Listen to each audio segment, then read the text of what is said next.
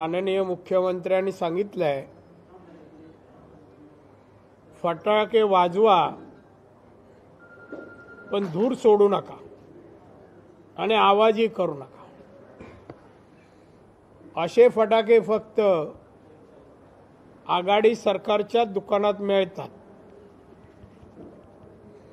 असाच एक धूर बारामतीला सोडण्यात आला.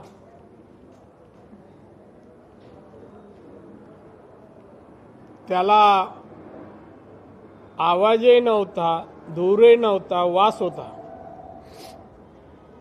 त्यामुळे लोक परत एकदा महाराष्ट्र जनता प्रदूषणा अधीन झालेले आहेत, प्रदूषण झालेले आहे.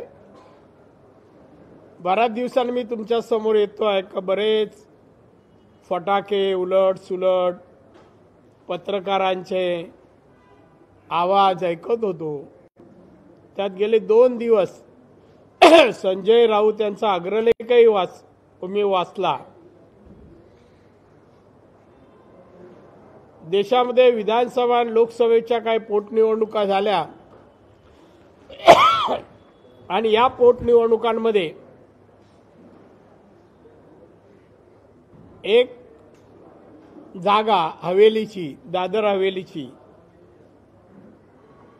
अपक्ष उमेदवारांनी जिंकण्यात आला.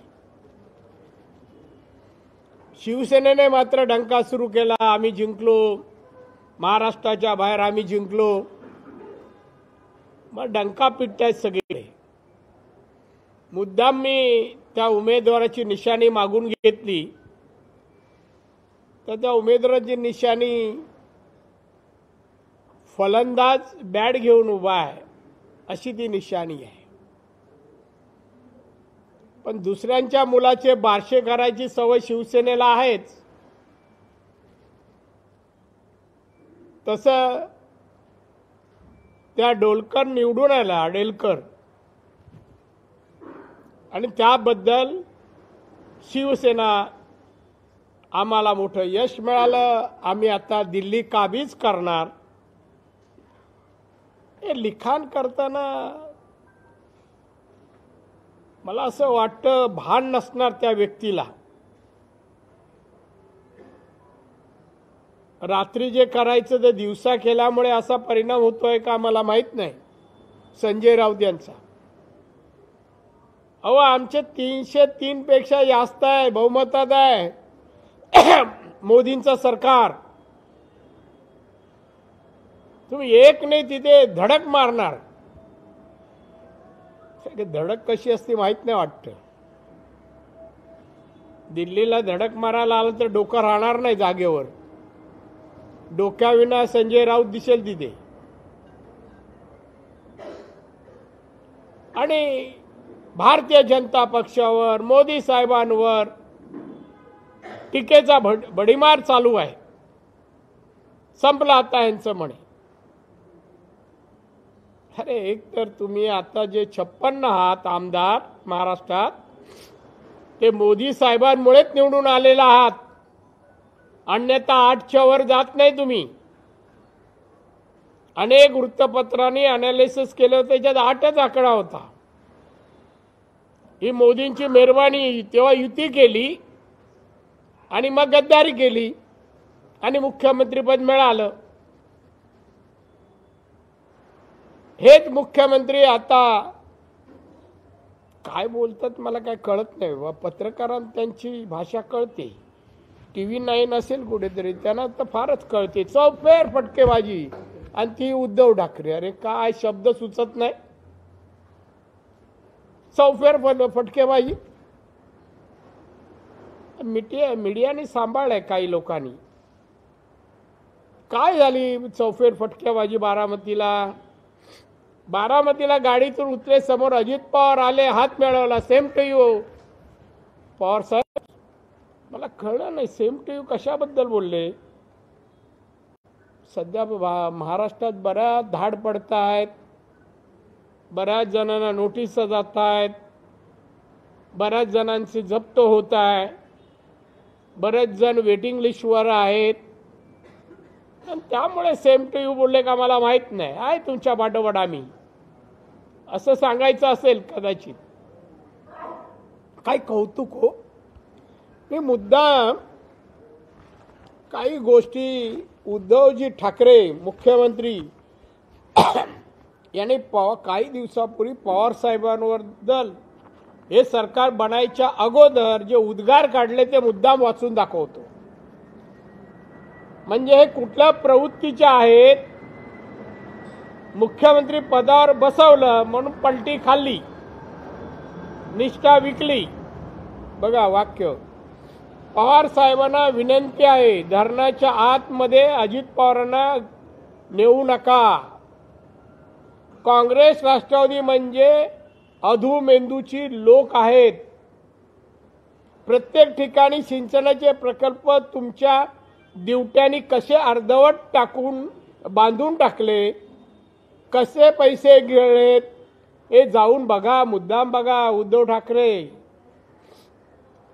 पहिल्यांदाही शेतकरी कर्जमुक्त झालाच पाहिजे म्हणून आपण सर्व फिरलो.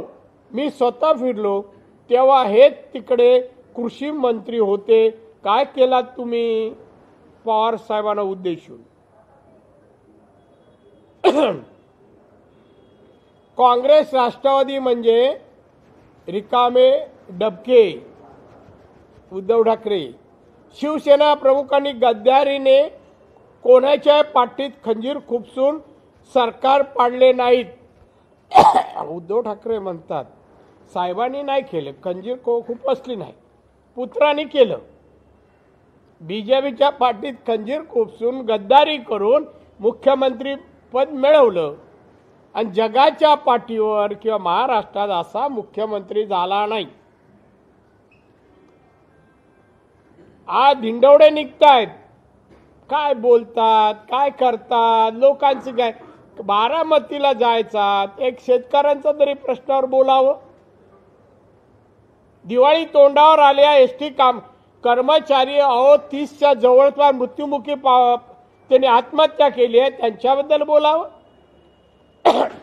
राज्याची अवस्था काय आहे, काही बोलत नाही. टिंगल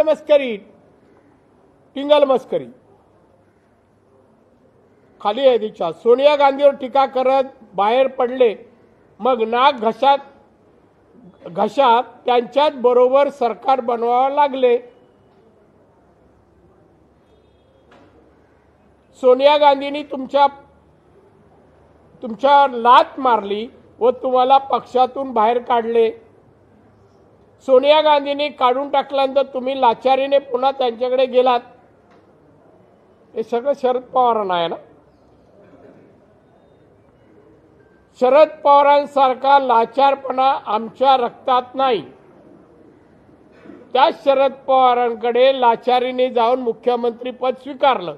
हे बोललं होते मुख्यमंत्री व्हायच्या आत, आणि आता शरद पवारच आपले सर्व काही आहेत, त्यांच्यामुळे मुख्यमंत्री पद मिळेल असं उद्धव ठाकरे म्हणतायत. आणि तेव्हा टीका केली होती. अजित पवारांचे रडणे म्हणजे मगरीचे अश्रू.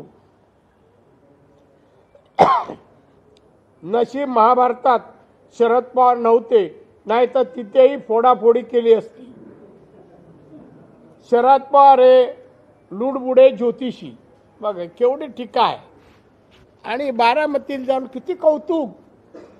हे कौतुक म्हणजे मुख्यमंत्री पद मिळालं ना, आणि आपली गुणवत्ता नसताना आपल्याला अजून टिकवतायत ना, आणि म्हणून कौतुक आहे, दुसरं काही नाही.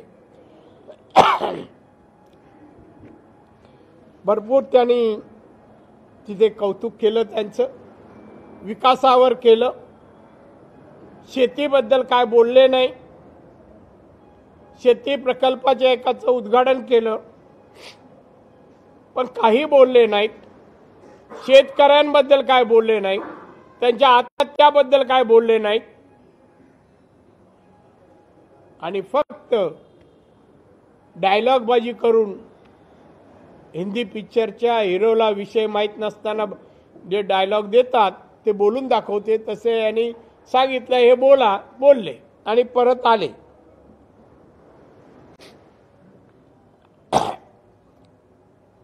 संजय राऊतचे एक वाक्य आहे, दिल्ली दरवाजापर्यंत नक्कीच धडक, हुकुमशाही प्रवृत्तीस. आता धडक मारायला निघाले आहेत.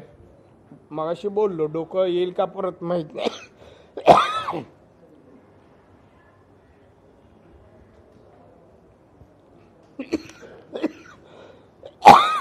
दमदार पाऊल विजयाचे. एक जिंकली ती पण अपक्ष उमेदवार यांचा नाही. ते जे डेलकर आहेत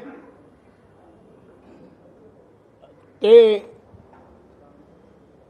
पहिल्यांदा यापूर्वी 7 वेळा स्वतः मोहनभाई डेलकर निवडून आले होते. आता ते गेल्यानंतर त्यांच्या पत्नी निवडून आल्या. 7 वेळा निवडून आल्या. त्यांची इमेज होती. या शिवसेनेचं काही नाही, शाखा प्रमुख पण तिथे नाही. आज जिंकल्यावर सगळ्यात पुढे. संजय राऊत तुमचा खासदार म्हणताना तुम्ही टिकवा, नाही तर काही कालांतराने बीजेपीत असतील ते, मग बोंबलत जाऊ नका.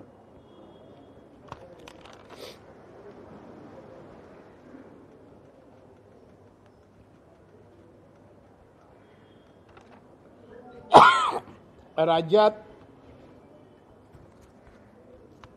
हे मलिक आहेत ना, मलिक, त्यांना सोडून दिलाय राष्ट्रवादीने. त्यांच्या चोराच्या उलट्या बोंबा आहेत. त्यांचा जावयाकडे काय काय मिळालं ते तुम्हाला सगळ्यांना माहीत आहे. जावयाचं बॅकग्राऊंडही माहिती आहे. तरी नवाब मलिक बोलतायत. बरं, त्यांचे मंत्री किती, या आघाडीचे किती मंत्री आणि आता वेटिंगवर आहेत. लाईनीत अटक होत जाणार, जेलमध्ये जाणार. याची चिंता करा म्हणा. उगा डायलॉग बाजी करू नका, करू नका.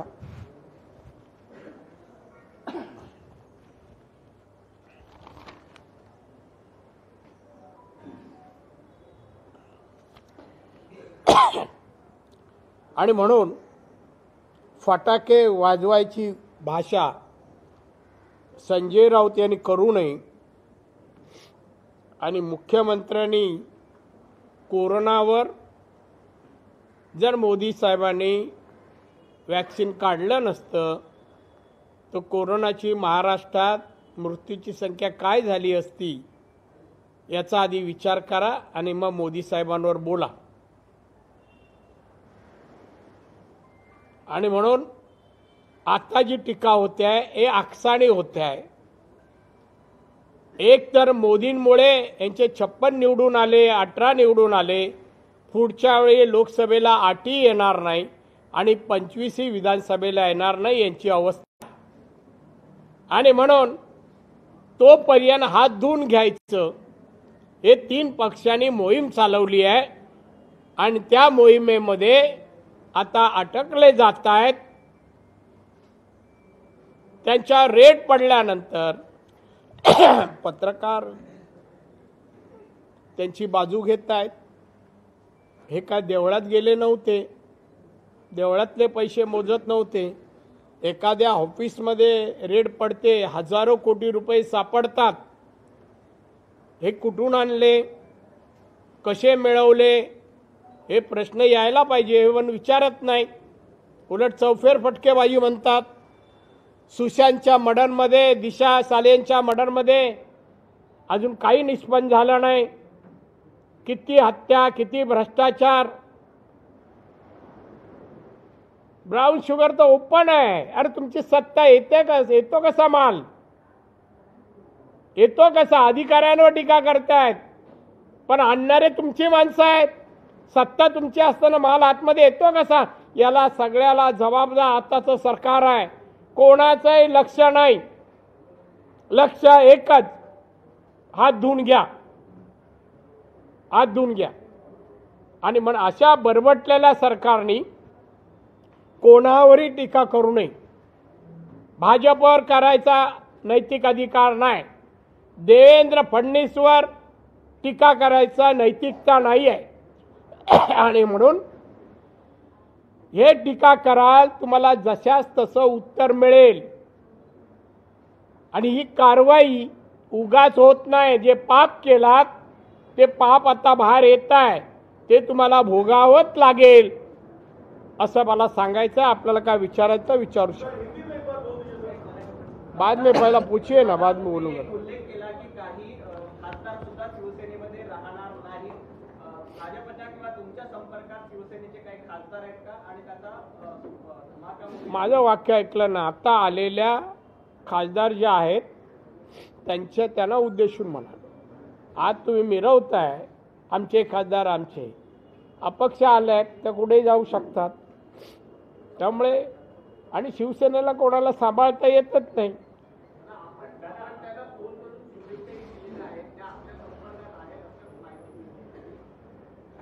तू मातोश्री थ्रू आलास काय?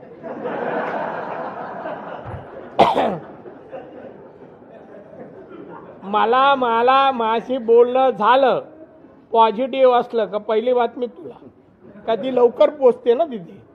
काय म्हणून अद्याप नाही. अरे अभिनंदन कोणाचं केलं म्हणून काय संपर्कात होतं काय? दादा तुम्ही उल्लेख केला की उद्धव ठाकरे असं म्हणाले की 25 वर्ष युतीमध्ये आमची सडली आणि नको ती अंडी उबगली, अशा पद्धतीने उबवली मोडली, सडली पण नाही, उबवली मोडली. युतीमध्ये सडली. अरे ते म्हणा आता ना येणाऱ्या निवडणुकीला पहा, उबवली ना आणि सडलं म्हणतं ना. आता स्वबळावर आता लढा, बघूया तुमची पात्रता काय आहे ती. तेव्हा तरी तुम्हाला आमदार आणि सत्ता मिळाली. भाजपमुळे, मोदी साहेबांमुळे पुढे तेही नाही पदरात पडणार, नाही पडणार. नवाब मलिकाने 2 दिवसांपूर्वी एक ट्विट केलंय, ललित हॉटेलमध्ये जे मुंबईत घडलंय त्याचं उलगडा येत्या रविवारी करताय नवाब मलिक. काय काय नवाब मलिक म्हणाले तर ललित हॉटेल आहे त्यामध्ये, कुठे आलं ललित? मुंबईचं ललित हॉटेल आहे, हा. मुंबईत घडलंय त्याचा उलगडा मी रविवारी करणार आहे. नवाब मलिकांनी तर आम्ही का हात तोंड धरलंय का हात धरलाय? हा. आणि नवाब मलिक असेच बोलतात. तुमचं तर काय काय निघेल म्हणा. आता उंबरड्यावर आहे, उंबरड्यावर फक्त पुष्कर आहे का इनसाइड सलियांच्या.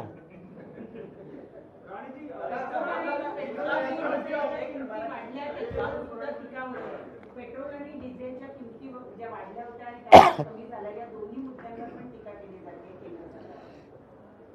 एक बघा, ही प्रक्रिया सरकारची आहे.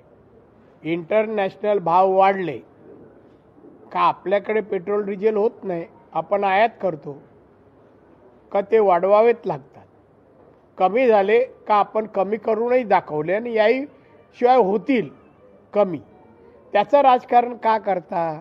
तुम्हाला एवढं जर वाटतं लोकांची चिंता, करा ना एक 10 रुपये 5 रुपये टॅक्स कमी, कोणता तरी टॅक्स करा कमी. तसंही मिळेल लोकांना. स्वतः काही करायचं नाही, करता येत नाही, समजत नाही, त्या लोकांनी असे डायलॉग करू नये. दादा ते म्हणतात की पराभव झाला म्हणून पेट्रोल आणि डिझेलचे भाव कमी केले, पराभव झाला नसता तर ते केले नसते. अरे एकने आम्हाला काय फरक पडतो? त्या संजय राऊतला कळतं तरी काय? हा, हे पराभव झाला म्हणून आम्ही भाव कमी केले, काय संबंध आहे? काही बोलायचं. अरे पण आम्हाला काय अल्पमतात आलोय का आम्ही? तिकडे 303 पेक्षा पुढे आहे म्हणा. तुमच्या अजून स्वतःचं धनुष्यबाण नाही ना तिथे पोचला आहे. तिथे बॅट पोचली आहे, तिची कधी पकडलीच नाही तुम्ही हातात. दादा शरद पवार असं म्हणतात की जीएसटीचा परतावा केंद्र सरकार देत नाही. जीएसटीचा परतावा केंद्र सरकार देत नाही. शरद पवार म्हणतात की तो तातडीने द्यावा केंद्र सरकार. तुम्ही होता त्या किती असं द्यायचं राज्य सरकारला तातडीने पाठवून? शेतकऱ्यांसाठी किती मदत द्यायची तुम्ही शेती मंत्री होता तेव्हा? नुसतं बोलणं कठीण आहे, करणं महाभयंकर आहे. आणि त्यामुळे पवारसाहेब जे बोलतायत ना, त्यांनी तुमच्या आघाडी सरकारचं समर्थन म्हणा होणार नाही, नाही होणार.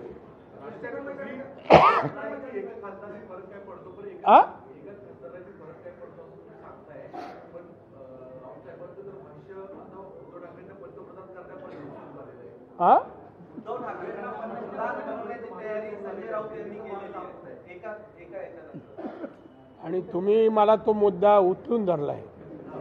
खरंच तुमच्या काय म्हणू डॅश डॅश डॅश कीव करावी का वाटते मला. एकाने जर पंतप्रधान होणार असतील ना तर पाहायला नको होतं. मग एवढी इलेक्शन कशाला मेजॉरिटी वगैरे हे करायची. संजय राऊत एक तर काहीतरी सरकलाय, मला तर वाटत सरकलं. एका माणसामुळे हे होणार, सत्ता बदलणार. दिवाळीनंतर देवेंद्र फडणवीस दिवाळीनंतर मोठा धमाका करणार अशा प्रकारचं वक्तव्य सातत्यानं भारतीय जनता पार्टीच्या माध्यमातून येते. नेमका काय धमाका असणार आहे, त्या धमाक्याची बातमी नाही नाही, धमाका तो एकदाच फोडायचा असतो, टप्प्याटप्प्याने नाही फोडत. त्यामुळे पहिल्या टप्प्यात मी नाही फोडणार. हा, मी आत्ताच बोललो, 30 एसटी कर्मचारी याने आत्महत्या केली आहे. या सरकारला जनाची नाही मनाची. त्यांच्याबद्दल एक तर BSTचा ठोकळा करून टाकला. जी BST मी नावारूपाला आणली होती ती आता बर्बाद करून टाकली. प्रायव्हेटेशन, सगळ्या गाड्या प्रायव्हेटेशन, कंडक्टर ड्रायव्हर सगळे कॉन्ट्रॅक्ट बेसिसवर. काय चाललंय, उद्या कॉर्पोरेशनला पण हेच होणार आहे. कॉर्पोरेशनची ती जावं. अरे यांना कॉर्पोरेशन चालवता येत नाही, BST ते सरकार काय चालवणार. आणि त्याच्यामुळे हे महाराष्ट्राचा खेळ खंडोबा करणार. एक जिंकला, महाराष्ट्र जिंकला. अरे शिवसेनेचं नाव घ्या ना, महाराष्ट्रावर कशाला ढकलता.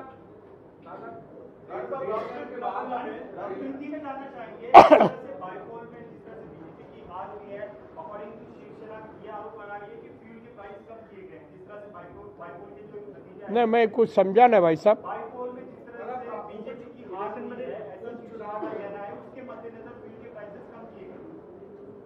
मैं इसके पहले मराठी में कहा, उसका और इसका कुछ मतलब नहीं. एक सीट हमारी जाने से क्या हम प्राइस कम करने वाले हैं क्या. हमारे पास मेजोरिटी है मोदी साहब के पास. हम इनकी केयर भी नहीं करते. लेकिन राज्य सरकार कह रही है, दादा, राज्य सरकार कह रही है कि अगर ऐसे ही आगे के चुनावों में भी बीजेपी की सीटें कम होती रही तो तेल के दाम कम होते रहेंगे. राज्य सरकार के मुख्यमंत्री कह रहे हैं. ये उल्टा खोपड़ी है. वही संजय राउत सिवा किसका हो सकता है ऐसा सोच. ऐसी सोच किसकी हो सकती है. नवाब मलिक जिस तरीके से लगातार केंद्र सरकार के ऊपर बीजेपी के ऊपर आक्रामक है और देवेंद्र, अरे वो क्या आक्रमण, वैसा तो हमें भी बोलने आता है. अरे उसका घर में आज देखिए ना आप, टेररिस्ट लोग का सपोर्ट है. और अभी ये गांजा से लेके चरस से लेके सब सप्लाई उनके उधर ही है. और वो बड़ी बड़ी बात करते हैं. नवाब मलिक को बोलने का कोई ये नहीं है, हक नहीं है. लेकिन वो रोज सबूत दे रहे हैं राणे साहब, वो रोज सबूत दे रहे हैं. समीर वानखेड़े की बात हो या भारतीय जनता पार्टी के देवेंद्र फडणवीस की बात. वो दूसरे का बेडरूम में जाता है क्यों, किसका शर्ट पैंट देखने के लिए क्यों जाता है. ये अच्छी आदत नहीं है.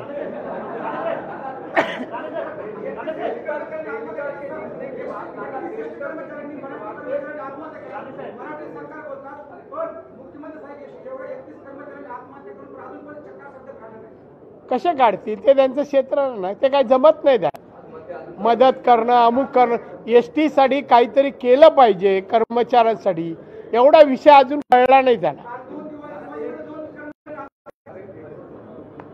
आता म्हणा ST कर्मचाऱ्यांना आत्महत्या नको करू, हे दखल घेणारे नाही. जे काय करा तर मातोश्रीत जाऊन करा.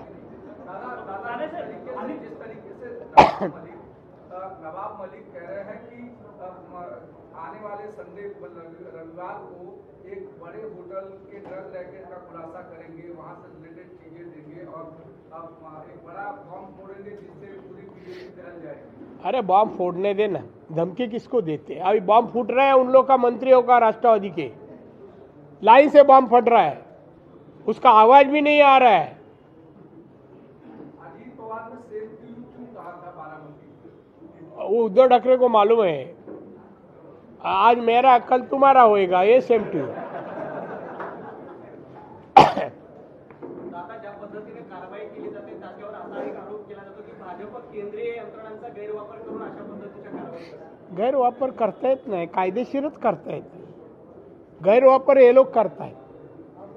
आज बारामतीच्या त्या भाषणात अजित पवारच्या मोठ्या बंधू काय म्हणाले, त्याला अजित पवारने काय उत्तर दिलं? सक्का भाऊ टीका करतो अजित पवारांवर. आमचं काय? आणि वस्तुस्थिती आहे हो, ऑबेरॉयमध्ये एका रूममध्ये हजारो कोटी रुपये मिळतात. मी अनेक वेळा गेलो, बाथरूम पासून सगळं चेक केलं, 1 रुपया नाही मिळाला. दादा, अजित पवारांचं त्याच्यावर असं म्हणणं आहे की कारवाई माझ्यावर झाली नाही. त्यांनी एक प्रेस नोट काढली आणि ते म्हणतात की माझ्यावर या प्रकरणात कुठली कारवाई नाही. अहो, अंतुले साहेब, एक आरोप झाला, राजीनामा दिला. ज्यांच्या आरोप आणि यांचे हे झाले ना, केसेस झाले आहेत ना या ईडीच्या, इन्कम टॅक्सच्या, त्यांनी राजीनामे द्यायला पाहिजेत, घरी जायला पाहिजे. आणि मला वाटतं अजित पवारांनी राजीनामा द्यावा.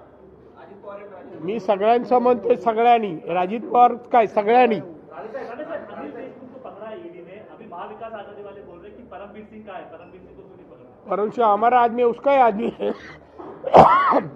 परमवीर हमारा आदमी नहीं, वाजे हमारा नहीं है. उद्धव ठाकरे का वाजे, वो पुलिस में लिया उनको, उन्होंने. अनिल देशमुख नंतर अनिल परब यांचा नंबर असल्याचे आरोप केले जातात भाजपकडनं. तुम्ही त्या गोष्टीवर सहमत आहात का? काय आरोप? अनिल देशमुख यांच्यानंतर आता परिवहन मंत्री अनिल परब हे असं कोण म्हणतं? त्यांची इन्क्वायरी झाली आणि भाजपचे नेते सांगतात की त्यांच्यावर पुढच्या काळाची कारवाई केली. हा, मग काय आलं, भविष्य कोणी सांगू शकतं ना. मनोऋषी एवढे वर्ष सांगत होत्या, तुम्ही नाही विचारलं त्यांना. हे पण मला वाटतं की अनिल परब यांची होईल. अनिल परब हे सुद्धा अनिल परब यांच्यावर जे आरोप पाहता, त्यांना बाहेर राहायचा अधिकार नाही, ते आज जायलाच पाहिजे. रामदास कदम विरुद्ध अनिल परब शिवसेनेचा अंतर्गत खेळ आहे. तो एका निष्ठावान नेते विरुद्ध आता आलेले शिवसेनेतील नेते असा संघर्ष आहे असं तुम्हाला वाटतं का? हे बघा, त्या दोघांबद्दल काय बोला, महाराष्ट्राबद्दल काय, शेतकरी, कामगार, मजूर यांच्याबद्दल आहे का, शैक्षणिक बाबतीत आहे का, उद्योगधंदे येत आहेत का? पण निष्ठावान शिवसैनिक जो जुना आहे, त्या जो शिवसेनेतला जुना निष्ठावान शिवसैनिक आहे रामदास कदमांसारखा, कुठे? तुला काय माहिती रामदास कदम निष्ठावान होता? किती वेळा कुठे कुठे जात होता, बातम्या नाही. तू नवीन आहेस. दादा आपने आप लगातार कह रहे हैं कि एक पूर्व मंत्री गिरफ्तार हुए हैं और कई लोगों का नंबर लगा हुआ है, उसकी चिंता करनी चाहिए. तो इस तरीके का जिस तरीके से आरोप लग रहे हैं लगातार, वो सारे मंत्री अंदर जाने की लाइन में लगे हैं क्या? हाँ, तो सर ये लोग सब अंदर जाएंगे तो सरकार नहीं आएगा, नए मंत्री बन जाएंगे. ज्या पद्धतीने या महिन्यामध्ये 2 वर्ष सरकारला पूर्ण होती आणि त्या आरोपाचा सिलसिला जो बाहेर येतो ईडीच्या चौकशी असते, तुम्हाला वाटतं सरकार 5 वर्ष पूर्ण करेल? नाही, मला नाही वाटत. पूर्ण नाही कर, यांना हक पण नाही पूर्ण करण्याचा किंवा मंत्री बसायचा. एक नंबर भ्रष्ट मंत्री आहेत. राज्याच्या हिताचं कोणतंही काम होत नाही आहे, कोणतंही.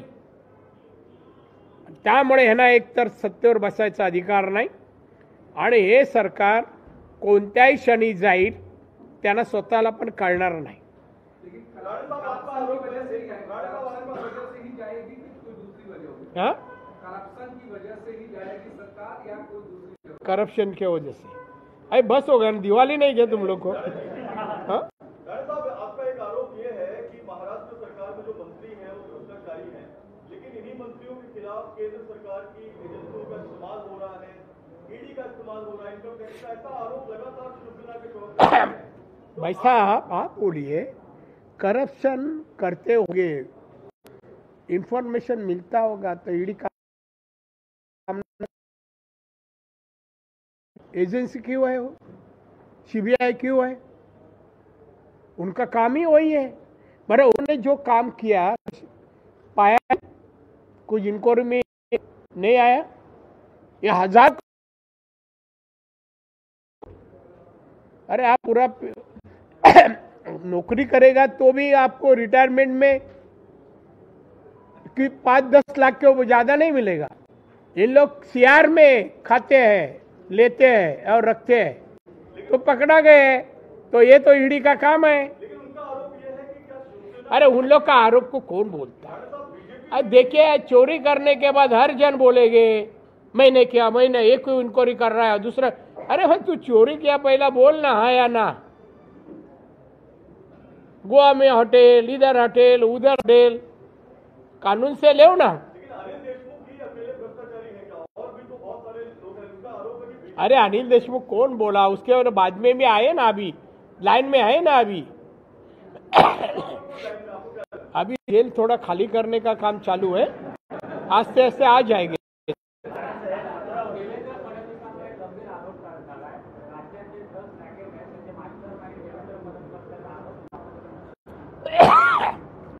त्या नाही, देवेंद्र फडणवीस यांना मी ओळखतो, असं काम ते कधी आयुष्यात करणार नाही। ज्या मलिकचा पूर्व इतिहास आणि त्याच्या नातेवाईकांचा बाहेर आलाय तो पाहतात त्यांनी असे आरोप करू नये। देवेंद्र फडणवीस के विरोधी व्यक्तिगत टिप्पणी जिस तरीके से मलिक की तरफ से और कहा कि उनके परिवार के लोगों के साथ ड्रग्स के लोगों के कनेक्शन जुड़े हैं, तो उसको आप कैसे देखते हैं? क्या सॉरी? देवेंद्र फडणवीस के परिवार के ऊपर, उनके व्यक्तिगत घर के ऊपर टिप्पणी जिस तरीके से सरकार की तरफ से की गई, उसको गलत है, ऐसा नहीं होना चाहिए किसके भी। ऐसा तो हम बहुत जन का कर सकता है। ये आघाड़ी सरकार में बहुत जन का घर तक की बातें हमें बहुत मालूम है, मगर कभी जिंदगी में इस्तेमाल नहीं किया हमने।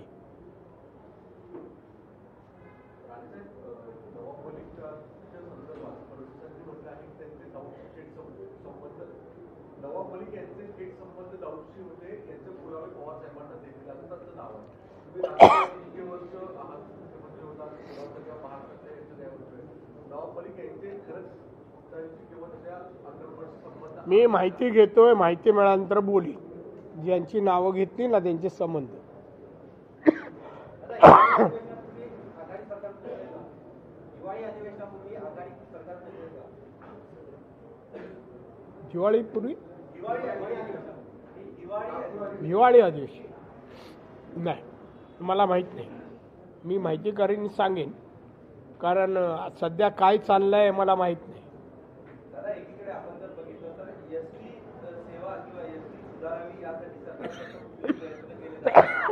31 जणांनी आत्महत्या केल्या। आता हे एसटीचं राज्य शासनात विलिनीकरण करावे यासाठी कामगार आंदोलन करतात। त्यांना सेवा समाप्तीच्या नोटिसा देऊन दमदाटी करण्याचा प्रयत्न सरकारकडनं केला जातो। त्यांना दमदाटी दिले तर त्या कामगारांसाठी कामगारांच्या पाठी उभे राहू आम्ही। हिम्मत नाही त्यांची। शिवसेनेत कोण आहे का? आहे का त्याच्याकडे? काय नेता आहे ना मग।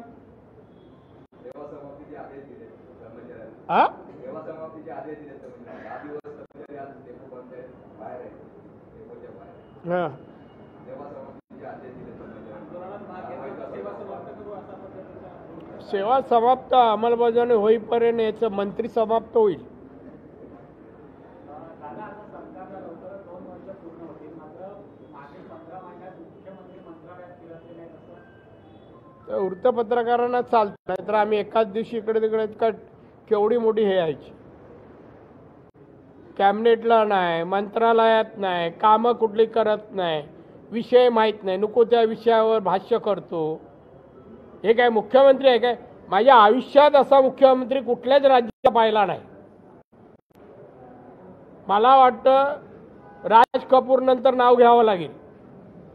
दादा, उस दिन मुख्यमंत्री ने कहा कि मंत्रालय जाकर ही सारे काम नहीं होते हैं, मतलब ऑफिस में मातोश्री बैठ के सारे काम होते हैं, मंत्रालय जाके होते हैं तो मातोश्री जाके सब काम होते हैं। जो किया अभी महाराष्ट्र देखो कितना तरक्की किया है।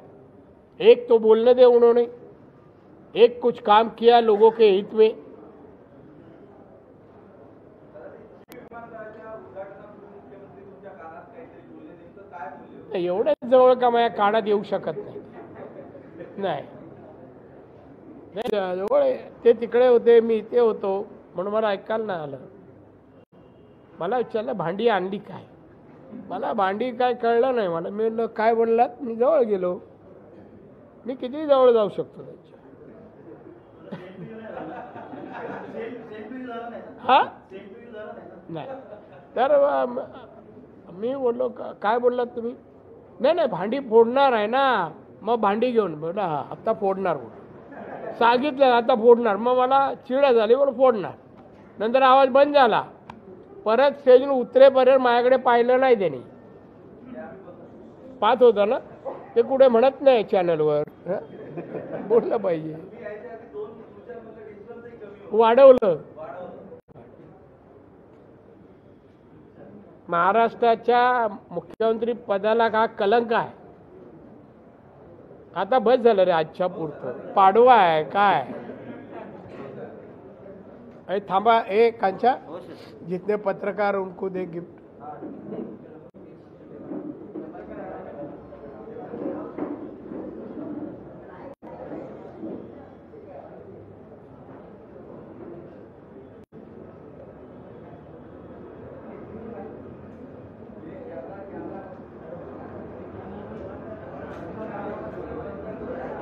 हे थांब रे, काय आलं कॅमेरा बंद केला पाहिजे. असं आहे. ए कॅमेरा बंद करा रे तर गिफ्ट मिळेल.